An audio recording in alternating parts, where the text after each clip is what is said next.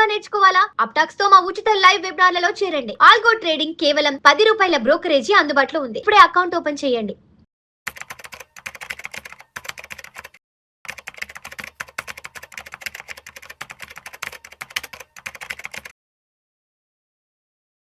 సల్మాన్ గారు నమస్తే సార్.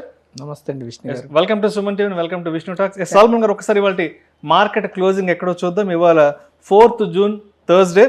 సెన్సెక్స్ విషయానికి వస్తే 13 పాయింట్ల లాభంతో 74,360 వద్ద క్లోజ్ అయింది. నిఫ్టీ విషయానికి వస్తే 10 పాయింట్ల లాభంతో 23,416 పాయింట్ల వద్ద క్లోజ్ అయింది. బ్యాంక్ నిఫ్టీ విషయానికి వస్తే 121 పాయింట్ల లాభంతో 54,307 వద్ద క్లోజ్ అయింది. ఎస్, మొత్తానికి ఇవాళ Sensex settles 550 points higher from days లో. సో మొత్తానికి ఇవాళ మార్కెట్లో కేవలం ఒక డబుల్ డిజిట్తో పాజిటివ్గా క్లోజ్, అంటే స్వల్ప లాభాల్లో మాత్రమే ఇవాళ మార్కెట్ క్లోజ్ అయినాయి. ఏంటంటారు మరి? అటు ఇటు కాకుండా సెన్సెక్స్ కేవలం 13 పాయింట్ల దగ్గర పాజిటివ్గా క్లోజ్ అయింది, నిఫ్టీ ఏమో 10 పాయింట్ల దగ్గర పాజిటివ్గా క్లోజ్ అయింది. ఏంటి ఈ స్వల్ప లాభం కూడా కాదు ఇది? ఎస్, ఏం చెప్పాలంటారు దీనికి? యాక్చువల్గా అండి ఇది ఫ్లాట్ పెరగలేదు, తగ్గలేదు, అక్కడే ఉంది. కానీ మార్నింగ్ చూసుకుంటే మార్నింగ్ స్టార్ట్ అయినప్పుడు చాలా మైనస్లో స్టార్ట్ అయింది సెన్సెక్స్.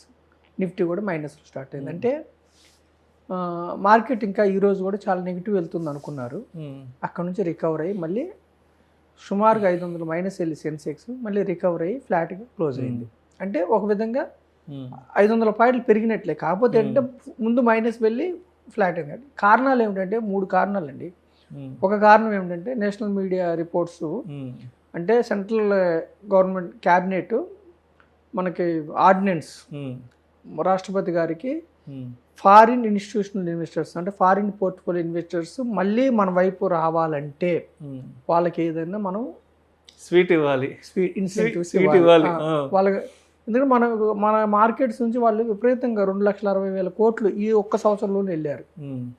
సో వాళ్ళకి మన దగ్గర ఏఐ స్టాక్స్ లేవు. వాళ్ళు ఏఐ స్టాక్స్ ఎక్కడ ఉన్నాయో ఆ మార్కెట్స్లోకి వెళ్ళిపోతున్నారు. థాయిలాండ్ కావచ్చు, కొరియన్ మార్కెట్స్ కావచ్చు, జపాన్ కావచ్చు, చైనా కావచ్చు, నాస్డాక్ కావచ్చు, ఇవన్నీ లాస్ట్ 1.5-2 ఇయర్స్ నుంచి విపరీతంగా ర్యాలీ చేస్తున్నాయి. సో మళ్ళీ ఒకటి ఏంటంటే మన యొక్క ట్రేడ్ డెఫిసిట్ వల్ల రూపీ డిప్రిషియేట్ అవడం వల్ల నికరంగా రూపీ డిప్రిషియేట్ అయితే అంత లాస్ అయినట్టు వాళ్ళు. సో మన దగ్గర వాళ్ళకి గిట్టుబాటు అవ్వట్లేదు మన స్టాక్ మార్కెట్స్, అందుకని వెళ్ళిపోతున్నారు. సో మన యొక్క మార్కెట్స్ని నిలబెట్టుకోవాలంటే మనం ఎఫ్ఐఐల్ని, అంటే మన డొమెస్టిక్ ఇన్వెస్టర్స్ ఎంత కొంటే కూడా, ఎన్ని వేల కోట్లు మన డిఐఏలు కొంటే కూడా మనం కొనేదానికంటే సెల్లింగ్ ఎక్కువ ఉన్నప్పుడు మన మార్కెట్స్ నెగిటివ్లో క్లోజ్ అవుతాయి. సో ఎఫ్ఐఐలు మన వైపు ఆకర్షుకోవాలంటే ఏదన్నా శుభవార్త వాళ్ళకి చేయాలి. సో మన సెంట్రల్ గవర్నమెంట్ ఏం చేసింది, ఆర్డినెన్స్ ద్వారా బిల్లు పాస్ చేయాలని రాష్ట్రపతి గారికి పంపించారు. ఏమిటి? Capital gain tax. అంటే ఈక్విటీస్లో 12.5% ఉంది లాంగ్ టర్మ్ క్యాపిటల్ గెయిన్స్. అదే బాండ్స్ డెట్లో అయితే 20% అలా ఉంటుంది. తగ్గించాలి అన్నది. ఎఫ్ఐఐలు డెట్లో నికరంగా $1.4 బిలియన్ నెట్ బయర్స్. కానీ వేరే ఈక్విటీలో లాస్ట్ 1 ఇయర్లో సుమారుగా విష్ణు గారు $28 బిలియన్ సెల్ చేశారు. Huge amount. So foreign portfolio ఇన్వెస్టర్స్కి ఎల్టీసీజీ తీసేస్తారు అనే ఆర్డినెన్స్ వార్త రావటం వలన మార్నింగ్ నెగిటివ్ వెళ్ళిన మార్కెట్ మళ్ళీ కొంచెం పాజిటివ్ వచ్చి ఫ్లాట్గా నిలబడింది. ఒక కారణం. అంటే ఆ ఆర్డినెన్స్ పాస్ అయిన తర్వాత రాష్ట్రపతి గారు సైన్ చేస్తే మాత్రం ఎఫ్ఐఎల్ మళ్ళీ మన వైపు తిరిగి వచ్చి మన మార్కెట్స్ స్టెబిలిటీ అయ్యే అవకాశం ఉంది. మన యొక్క రూపాయి కూడా నిలబడుతుంది, అంత బాగుంటుంది. రెండవ కారణం ఏమిటంటే జియో పొలిటికల్ టెన్షన్స్, యుద్ధ వాతావరణం నెమ్మదిస్తుంది అనే వార్త వచ్చింది. ఎందుకు శాంతిస్తుంది? నిన్న మొన్న మనం చూసాము, ట్రంప్ కూడా నెతన్యాహు గారి మీద అరిచారు. ఎందుకంటే లెబనాన్ మీద వాళ్ళు అటాక్ చేస్తున్నారు. ఇజ్రాయెల్ లెబనాన్ మీద అటాక్ చేసినప్పుడు ఇరాన్ కోపం వస్తుంది. ఇరాన్ వాళ్ళ మీదే కాకుండా లెబనాన్ వాళ్ళకి మిత్ర దేశం. ఎందుకు ఈ సీజ్ ఫైర్ కొనసాగే టైంలో ఎందుకు నువ్వు అటాక్ చేస్తున్నావు లెబనాన్ మీద, నెతన్యాహు మీద అరిచారని వార్తలు వచ్చినాయి. సో ఇప్పుడు వార్త వచ్చిందంటే లెబనాన్కి ఇజ్రాయెల్కి మధ్య సీజ్ ఫైర్ అగ్రిమెంట్ కుదిరింది వార్త వచ్చింది. దానివల్ల ఏమిటి, జియో పొలిటికల్ టెన్షన్స్ మనకి నిమ్మలం అవుతున్నాయి, కొన్ని రోజులు యుద్ధ వాతావరణం తగ్గుతుంది అంటే వల్ల మార్కెట్స్కి పాజిటివ్. దీనివల్ల కూడా నెగిటివ్ వెళ్ళిన మార్కెట్ మళ్ళీ ఫ్లాట్గా వచ్చింది. మూడవ కారణం ఏమిటంటే క్రూడ్ ఆయిల్. ఎప్పుడైతే జియోపొలిటికల్ టెన్షన్స్ తగ్గుముఖం పడతాయో క్రూడ్ ఆయిల్ నెమ్మదిస్తుంది. క్రూడ్ ఆయిల్ ఇవాళ ఈరోజు సుమారుగా 0.97%, అంటే 1% డౌన్ అయింది, తగ్గింది. Per barrel 96.86. 1% డౌన్ అయితే మన యొక్క ఇంపోర్ట్ బిల్లు డ్రాస్టికల్గా తగ్గుతుంది. మన ఇంపోర్ట్ బిల్ తగ్గినప్పుడు ఏమవుతుంది, ఇన్ఫ్లేషన్ తగ్గుతుంది. అంటే క్రూడ్ ఆయిల్ మీద డిపెండ్ అయ్యి ట్రాన్స్పోర్ట్, ట్రావెల్, ఎవ్రీథింగ్ మన యొక్క ఇన్ఫ్లేషన్ అంతా క్రూడ్ ఆయిల్ మీద డిపెండ్ అయి ఉంటుంది. సో క్రూడ్ ఆయిల్ 1% డౌన్ అయింది కాబట్టి మన యొక్క ఇది ఇన్ఫ్లేషన్ తగ్గుతుందని వార్తలు వచ్చాయి కాబట్టి మనకి ఇది శుభ పరిణామం. అంటే క్రూడ్ ఆయిల్ ప్రైస్ తగ్గడం అనేది మన భారతదేశానికి శుభ పరిణామం. సో అది కూడా మార్కెట్స్కి సెంటిమెంటల్గా ఊతమిచ్చింది. సో ఈ 3 కారణాల వల్ల, ఒకటి ఏమిటంటే ఎల్టీసీజీ తగ్గిస్తారు ఎఫ్ఐఎల్ ఎఫ్పిఎల్ మీద అని ఒక కారణం. రెండవది ఏమిటంటే సీజ్ ఫైర్ ఎక్స్టెండ్ అవుతుంది, లెబనాన్కి ఇజ్రాయెల్కి మధ్య సీజ్ ఫైర్ కుదిరింది, యుద్ధ వాతావరణం నెమ్మదించే అవకాశం ఉందని రెండవది. మూడవది ఏంటంటే క్రూడ్ ఆయిల్ ఎప్పుడు కూడా మనకి క్రూడ్ ఆయిల్ 96-97లో ఉంది, ఇంకా తగ్గే అవకాశం ఉంది భవిష్యత్తులో. అంటే యుద్ధం ఆగిపోతే ఇంకా తగ్గే అవకాశం ఉంది. క్రూడ్ ఆయిల్ నెమ్మదిస్తే మన యొక్క స్టాక్ మార్కెట్స్కి ఎప్పుడు పాజిటివ్. క్రూడ్ ఆయిల్ పెరిగితే మన మార్కెట్స్ డౌన్ అవుతాయి, క్రూడ్ ఆయిల్ నెమ్మదిస్తే మన మార్కెట్స్ పాజిటివ్. సో ఈ 3 కారణాల వల్లే మన మార్కెట్స్ పొద్దున్న మార్నింగ్ నెగిటివ్గా వెళ్ళిన మార్కెట్స్, నిన్న కూడా ఫుల్ నెగిటివ్ వెళ్ళిన మార్కెట్స్కి ఈరోజు మళ్ళీ నెమ్మదించి పైగా ఫ్లాట్గా, అంటే కొంచెం పాజిటివ్గా క్లోజ్ అయినాయి. నాకు తెలిసి మన మార్కెట్స్కి కొంచెం మంచి రోజులు వచ్చే అవకాశాలు అంటే ఎఫ్ఐఎల్ ఎఫ్పిఎల్ టర్న్ అయితే domestic institutional investors strong buyers of our stock markets.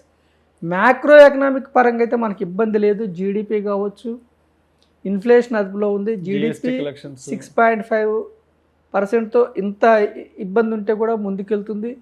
GST collections బాగున్నాయి, ఉద్యోగాల జాబ్ డేటా బాగుంది, కన్జంప్షన్ బాగుంది, పైగా కన్జంప్షన్ పెరుగుతుంది. అంటే యాక్చువల్గా వచ్చే ఈఎంఐలు ఎక్కువ పెట్టుకున్నారు, కన్జంప్షన్ పెంచుకుంటున్నారు మన యొక్క యూత్. మన దేశానికి వచ్చిన ఇబ్బంది ఏమి లేదు, బాగానే ఉంది. షార్ట్ పీరియడ్ ఈ ఛాలెంజెస్ 2 years నుంచి నడుస్తున్నాయి, ఇప్పుడు ఒక ఎండ్కి వచ్చినాయి అని నేను అనుకుంటున్నాను. మన యొక్క సెంట్రల్ గవర్నమెంట్ తీసుకున్న నిర్ణయాల వల్ల కావచ్చు. ఇక నుంచి ముందుకు వెళ్ళొచ్చు. లాంగ్ టర్మ్ ఇన్వెస్టర్గా ఉండండి, బీ రెగ్యులర్ ఇన్వెస్ట్మెంట్. స్టాక్స్ కొనేటప్పుడు చాలా జాగ్రత్తగా ఉండండి, ఫండమెంటల్ స్ట్రాంగ్ ఉండాలి, ఒకే కంపెనీ కాదు, డైవర్సిఫికేషన్ తీసుకోండి. Asset allocation, diversification important. Don't put all eggs in one tray.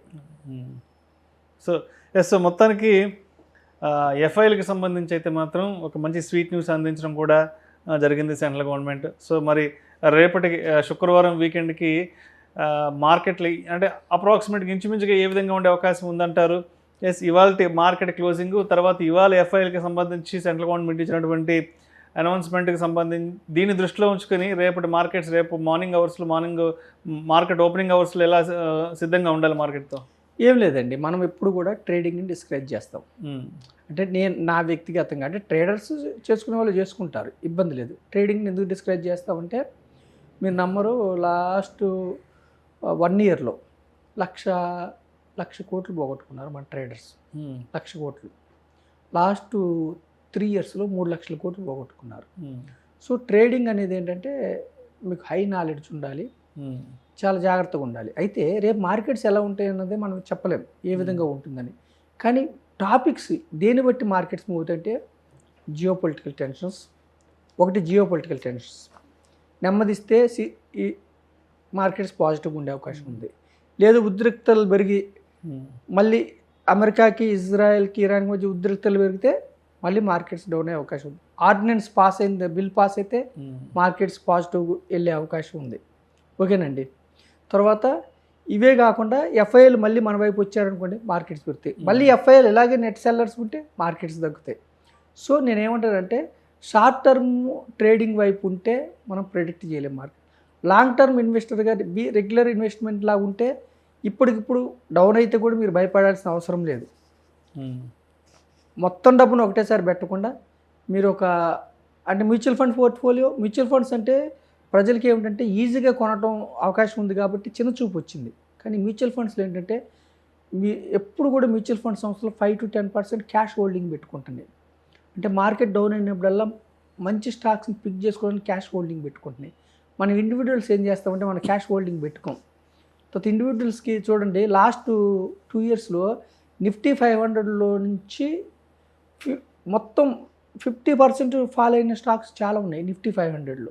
అంటే ఇండివిజువల్ స్టాక్ హోల్డర్స్ ఇండెక్స్ కంటే ఇండివిజువల్ స్టాక్ హోల్డర్స్ విపరీతంగా నష్టపోయారు. ఇండెక్స్ పడిన దానికంటే ఇండివిజువల్ స్టాక్స్ విపరీతంగా పడ్డాయి. సో అందుకే మనం ఏం చెప్తున్నామంటే, బుల్ మార్కెట్లో మీకు ఇండివిజువల్ స్టాక్స్ కొనే వాళ్ళకి బాగానే అనిపిస్తుంది, కానీ బేర్ మార్కెట్లో మీ యొక్క పోర్ట్ఫోలియోని ప్రొటెక్ట్ చేసుకోవడం చాలా టఫ్ అవుతుంది మీకు. అందుకనే బేర్ మార్కెట్లోనే మీరు జాగ్రత్తగా ఉండాలి.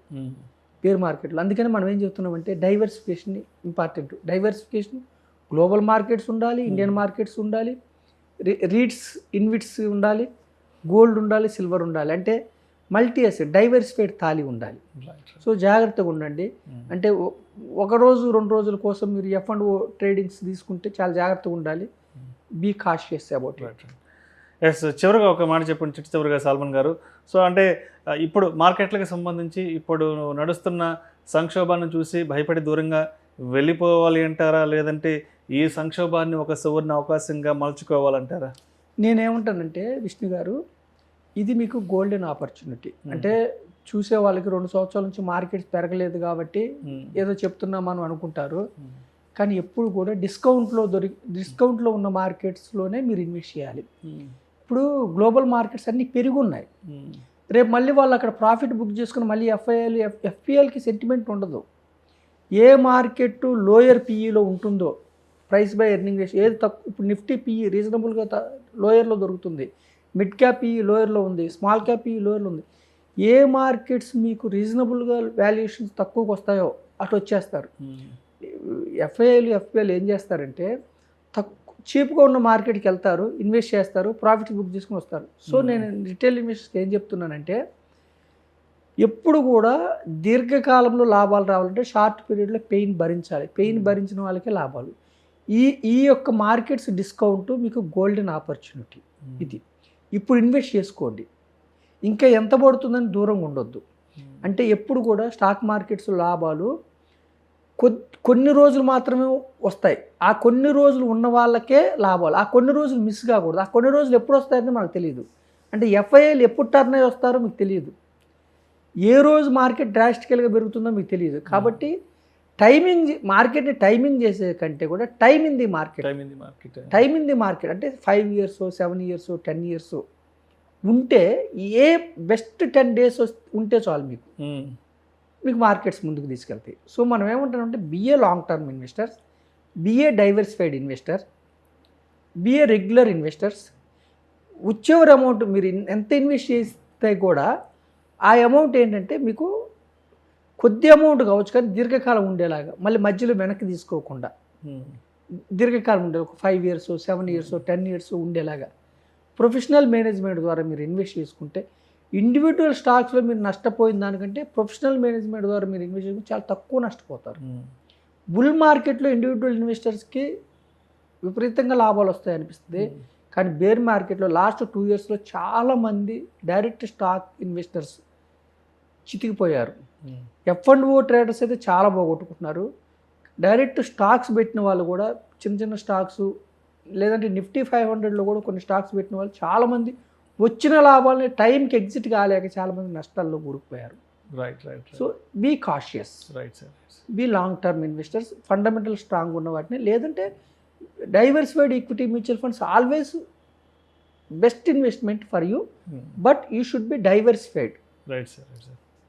Thank you sir. Thank you so much Salman గారు, ఇవాళ మా స్టూడియోకి వచ్చి పోస్ట్ మార్కెట్ అనాలిసిస్ అందించారు. థ్యాంక్ యూ సో మచ్ అండి. థ్యాంక్ యూ అండి విష్ణు గారు, ఇట్స్ మై ప్లెజర్.